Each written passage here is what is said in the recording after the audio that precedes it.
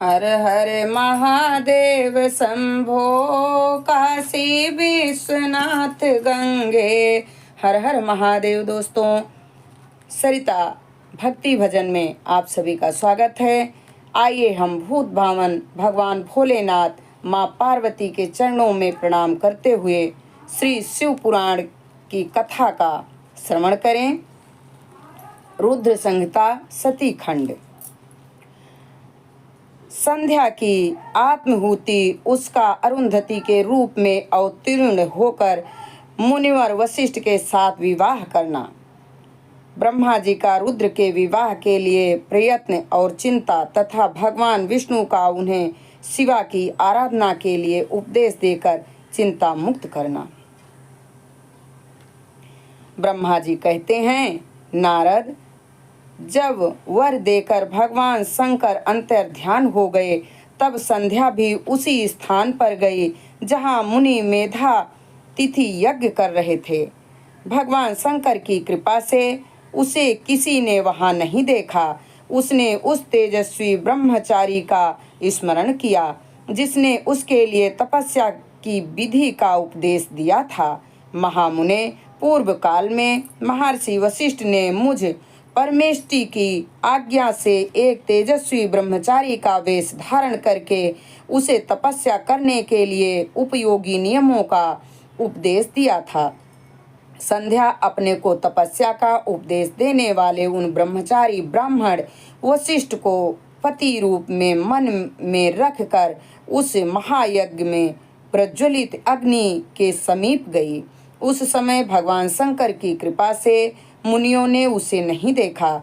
ब्रह्मा जी की वह पुत्री बड़े हर्ष के साथ उस अग्नि में प्रविष्ट हो गई। उसका पुरोंडासमय शरीर तत्काल दग्ध हो गया। उसकी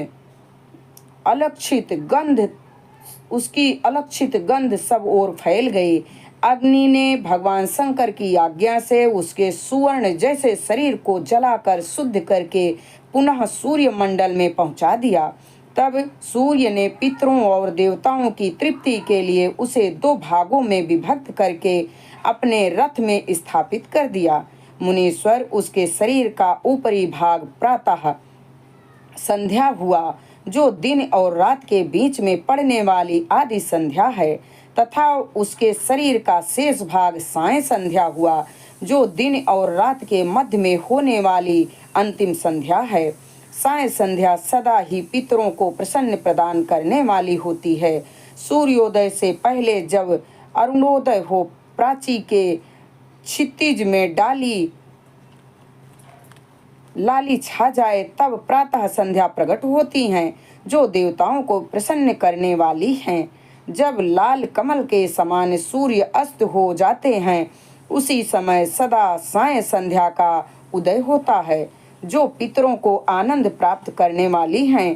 परम दयालु भगवान शिव उसके मन सहित प्राणों को दिव्य शरीर से युक्त देहधारी बना दिया।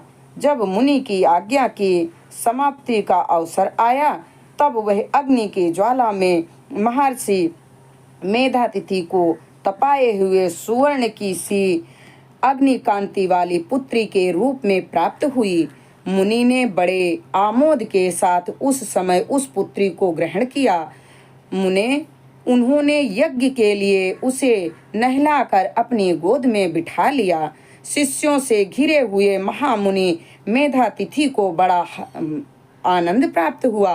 उन्होंने उसका नाम अरुंधति रखा। वह किसी भी कारण से धर्म का अवरोध नहीं करती थी, अतः उसी गुण के कारण उसने स्वयं का त्रिभुवन विख्यात नाम प्राप्त किया। देव से यज्ञ को समाप्त करके कृतकृत्य हुए मुनि पत्नी की प्राप्ति होने से बहुत प्रसन्न थे। अपने शिष्यों के साथ आश्रम में रहकर सदा उसी का पालन पोषण करते थे। देवी अरुंधति चंद्रभागा नदी के तट पर तापसारण्य के तीर्थ मुनिवर मेधातिथि के उस आश्रम में धीरे धीरे बड़ी होने लगी। जब वह विवाह के योग्य हो गई, तब मैंने विष्णु तथा माहेश्वर ने मिलकर मुझ ब्रह्मा के पुत्र वशिष्ठ के साथ उसका विवाह करा दिया। ब्रह्मा, विष्णु तथा महेश के हाथों से निकले हुए जल से शिप्रा आदि 7 परम पवित्र नदियां उत्पन्न हुई। मुने, मेधातिथि की पुत्री महासाध्वी अरुंधति सब पतिव्रताओं में श्रेष्ठ थी। वह महर्षि वशिष्ठ को पति रूप में पाकर उनके साथ बड़ी शोभा पाने लगी।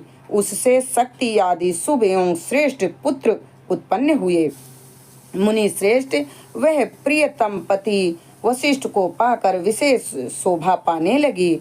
मुनि शिरोमणि, इस प्रकार मैंने तुम्हारे समक्ष संध्या के पवित्र चरित्र का वर्णन किया है, जो समस्त कामनाओं के फलों को देने वाला परम पावन और दिव्य है। जो स्त्री या शुभ व्रत का आचरण करने वाला पुरुष इस प्रसंग को सुनता है, वह संपूर्ण कामनाओं को प्राप्त कर लेता है। इसमें अन्यथा विचार करने की आवश्यकता नहीं है।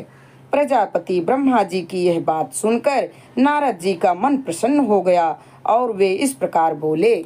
हम इस कथा को यहीं पर विराम देते हैं। आगे की कथा अगले वीडियो में।